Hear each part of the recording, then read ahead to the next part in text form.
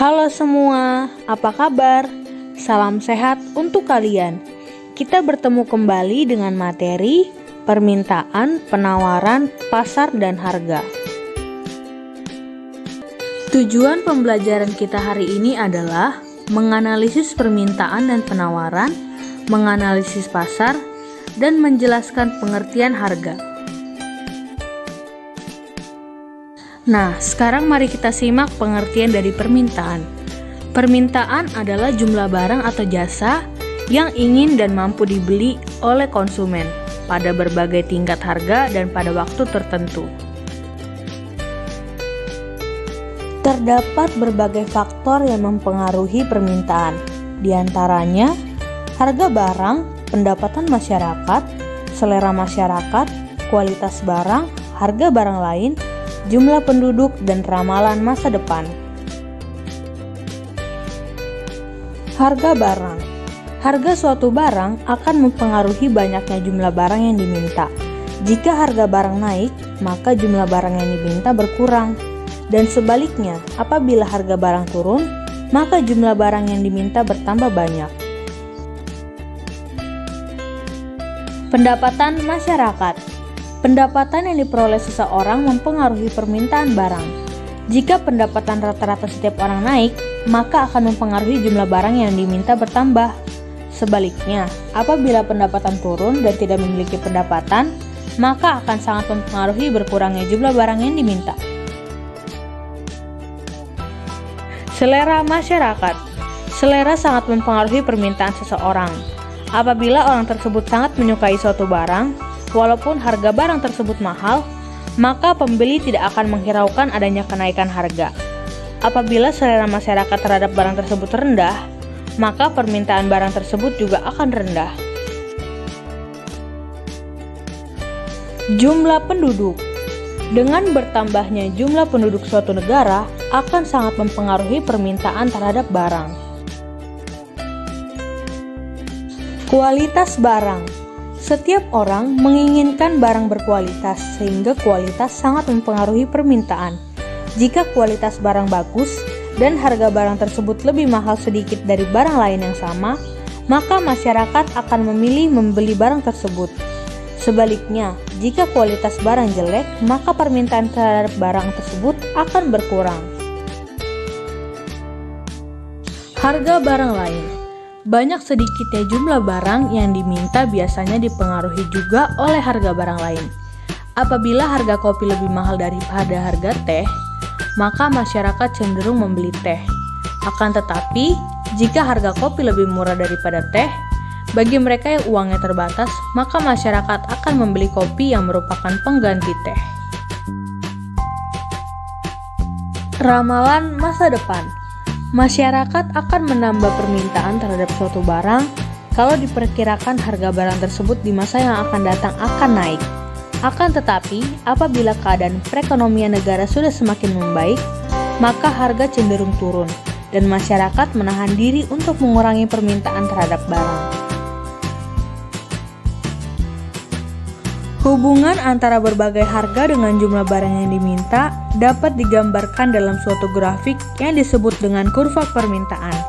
Kurva permintaan adalah grafik yang menggambarkan sifat hubungan antara jumlah permintaan barang atau jasa dengan harga dalam berbagai kondisi. Nah, anak-anak, sekarang mari kita perhatikan contoh kurva permintaan sesuai dengan tabel berikut ini. Pada tabel terlihat harga bakso 20.000, permintaannya ada 120 mangkok.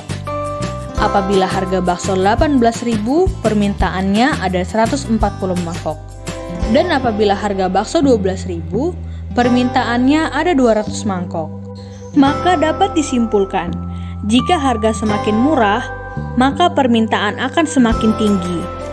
Tetapi sebaliknya, jika harga semakin mahal, permintaan akan semakin rendah. Kemudian dari tabel berikut dibuatlah dalam bentuk kurva yang dapat kalian lihat pada gambar ini.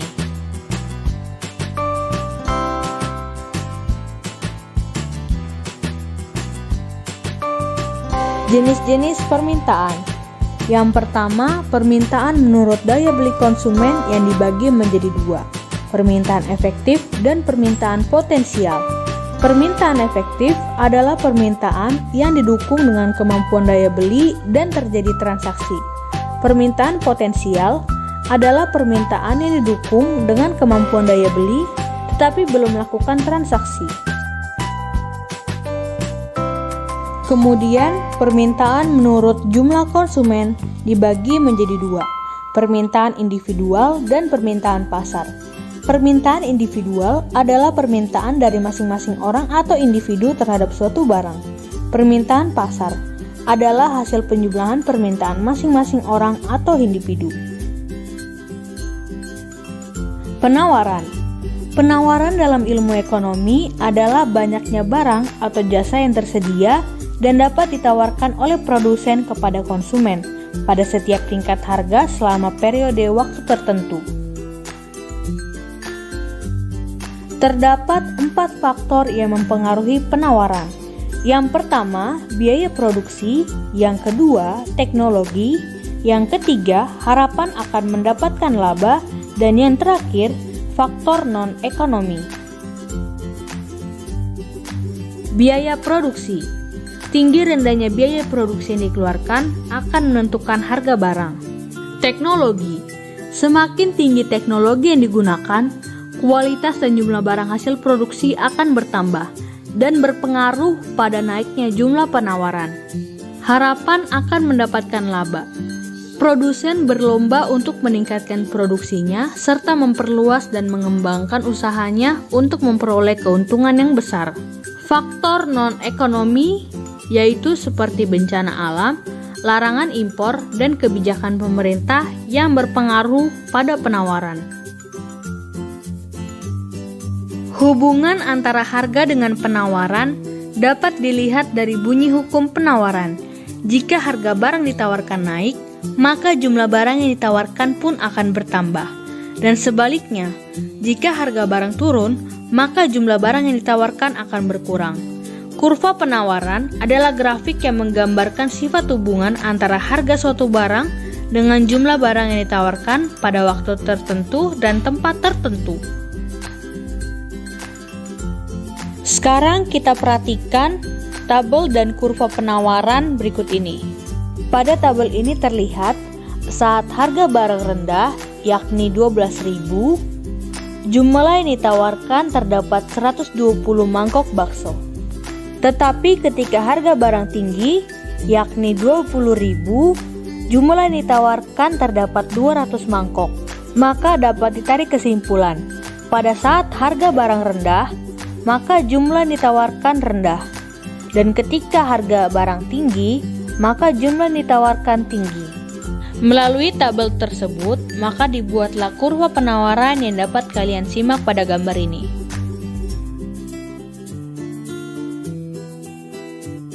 Pasar.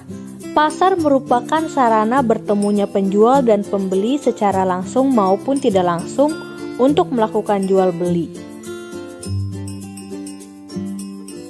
Fungsi pasar. Yang pertama, fungsi distribusi, bertujuan untuk memperlancar distribusi barang dari produsen ke konsumen. Yang kedua, fungsi pembentuk harga, yaitu pasar mewujudkan kesepakatan harga antara penjual dan pembeli. Yang ketiga, fungsi promosi, artinya memperkenalkan hasil produksi kepada masyarakat. Terdapat 5 macam pasar. Yang pertama, macam pasar menurut wujudnya.